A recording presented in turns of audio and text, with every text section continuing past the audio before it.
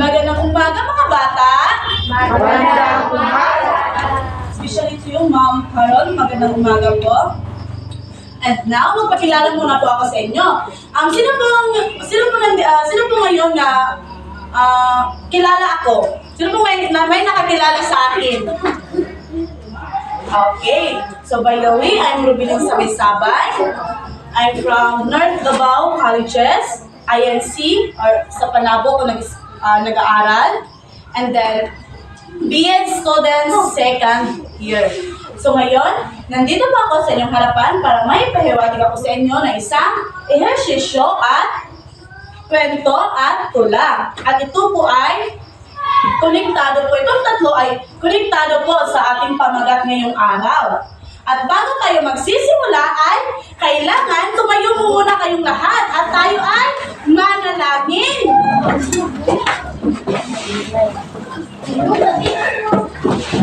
Sino gusto mag-lead ng prayer dito? Anyone? Wala? Okay, ako na lang. Tuhan, sana, Santo, Lord, guide. Lord, thank you for the blessings. Thank you for the students who study here in this school, and thank you for the teachers who work here. And I hope, Lord, na sa ko ang demo karon Lord, ay pahiwatig ako sila halot na sa maton ang Lord and makauli sila sa sila. Amen! So bago muna kayo umupo mga bata, is may inihanda si teacher na isang ehersisyo. At si teacher muna mauna at bago po kayo. Okay. Sila pula po, mandirigma, pinagtanggol ang bayan, bayani siya. Nakuha niyo ba mga bata? Nakuha niyo po ba mga bata? Okay, sabay niyo na po si teacher. 1, 2, 3, go! Sila pula po, mandirigma, pinagtanggol ang bayan, bayani siya. Very good. Ngayon ay umupo na po kayo as simulan na natin ang ating kwento ngayong araw ng bata. Sana makinig po kayo kang teacher.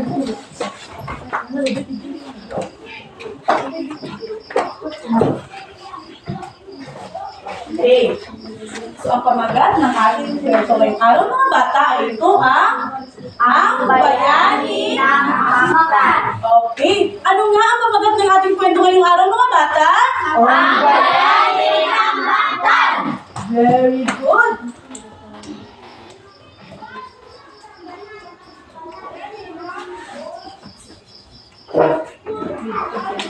Noong unang panahon, sa isla ng Mactan, may isang matapang na dato na nanghangalangang Lapu-Lapu. Ano nga ang pangalan ng dato mga bata? Lapu-Lapu. Very good.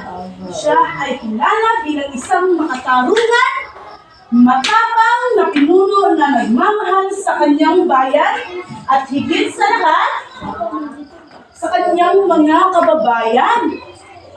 Pinunuan niya ang kanyang mga tao na may pagmamalasakit at handa siyang ipagtanggol ang kanilang kalayaan laban sa sinumang mananakop.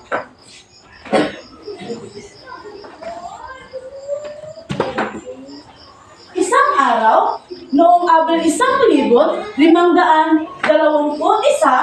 dumating sa Pilipinas ang isang manlalakbay na nangangalaang Ferdinand Magellan. Sino nga ang dumating sa Pilipinas mga bata na manglalakbay? Okay. Si Magellan ay isang Portuguese na naglilingkod sa Espanya. Layunin niyang sakupin ang mga isla at gawing bahagi ng kaharian ng Espanya nang makarating si Magellan sa Cebu. Kinakaibigan niya ang iyong pinuno roon, kabilang si Raha Humabon. Sino nga kinakaibigan ni Magellan sa Cebu, mga bata? Si Raha Humabon. Okay, very good. Si Raha Humabon ang kinakaibigan ni Magellan sa Cebu. Ipinakilala ni Magellan ang relihiyon ng Kristyanismo at hinikayat ang mga pinuno sumusunod sa pamamahala ng Espanya. Marami ang pumayag, ngunit hindi sila Lapu-Lapu. Sino nga ang hindi pumayag kang Magellan, mga bata? Ay si? Lapu-Lapu. Very good! Si Lapu-Lapu ang hindi pumayag kang Magellan. Tumanggi siya at sinasabing, ang aming lupain ay amin lamang. Hindi namin kailangan ng hari o pinuno maliban sa aming sarili. Yan ang sabi ni Lapu-Lapu, mga bata. Nagalit si Magellan sa pagtanggi ni Lapu-Lapu. Upang ipakita ang kanyang kapangyarihan, nagdesisyon si Magellan siyang salakayin ang Mactan at dinala niya ang kanyang mga sundalo armado sa pampang ng Mactan. Saan nga dinala ni Magellan ang kanyang mga sundalo, mga bata? Sa pampang ng Mactan. Okay, sa pampang ng Mactan. Abril 2,700, ngunit hindi natakot si Lapu-Lapu. Si Lapu-Lapu at ang kanyang mga mandirigma. Bakit kaya hindi natakot si Lapu-Lapu at ang kanyang mga mandirigma, mga bata, sa mga sundalo ni Magellan? Dahil wala silang mga baril o kanyon, armado sila ng tapang, sibat, panaan, ulos lamang. Alam nila ang kanilang lupa, kaya ginagamit nila ang mga mababaw na tubig, matatarik na bato, upang pigilan ang pagusog ng mga banyaga. At ngayon, nang nagsimula ang labanan, sumigaw si Lapu-Lapu, ipaglaban natin ang ating kalayaan. Hindi tayo magpapasakop. Sino nga ang sumigaw, mga bata? Si Lapu-Lapu. Very good. Sumigaw si Lapu-Lapu na ipaglaban natin ang ating kalayaan. Hindi tayo magpapasakop. Nagkaisa ang mga mandirigma ng Mactan at hinaharap ang sundalo ni Magellan. Very good. At pagkatapos, sa gitna ng labanan, nagawang sugatan si Magellan. Sino nga ang nagawang sugatan, mga bata? Si Magellan. Very good, si Magellan. Hanggang sa tuluyan siyang bumagsak. Natalo ang mga sundalo ng Espanya at napilitan silang umatras. Very good.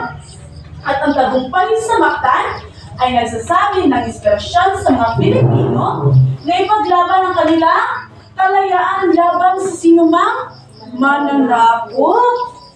At si Lapu-Lapu ay itinuturing na unang bayani ng Pilipinas dahil sa kanyang katapangan at pagmamahal sa kanyang bayan. Bakit nga ba tinuturing na bayani si Lapu-Lapu sa Pilipinas, mga bata?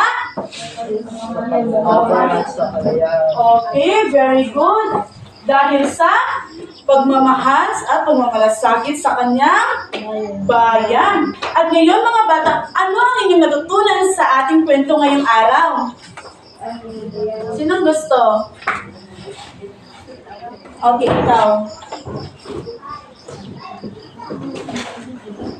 Okay. So, ang sinasabi ng ating kwento, mga bata, ay okay, ano? Okay. Huwag maiyak. Huwag maiyak, mga bata. Lalagyan ako sa hindi. Okay. So, ang sinasabi sa ating kwento o aral ng ating kwento ngayon mga bata na pamagat ang bayani ng Mactan ay kailangan daw ipaglaban natin ang ating kalayaan at may pagmamahal tayo or may malasakit tayo sa ating kapwa or bayan. Very good. So ngayon ay natapos na tayo sa ating kwento ay dadako na naman tayo sa ating tula, mga bata. At ngayon ang pamagat ng ating tula ay ang okay. Ang bayani na si Lapu-Lapu. Okay. Gusto niyo bang sundan si teacher? Gusto sabihin si teacher? Okay, very good. 1, 2, 3, go.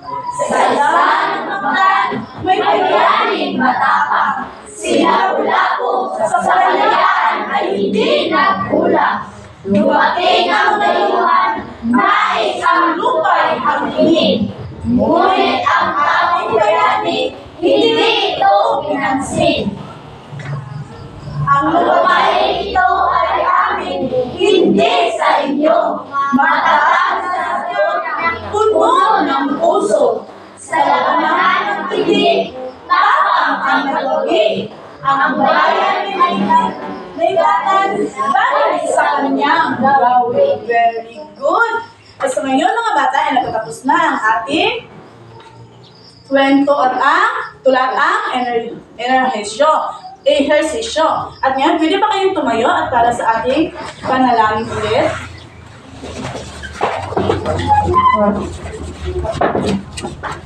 Sana, Lord, thank you sa mga batang lumino sa mga gawa, Lord. Ang mga karawin ng Whisper sa mga karawin, Lord. Ang gawa sa mga karawin, Lord. Ikaw rin kapagpapasok. Amen. So, pwede na kayo umupo mga bata. Kaya,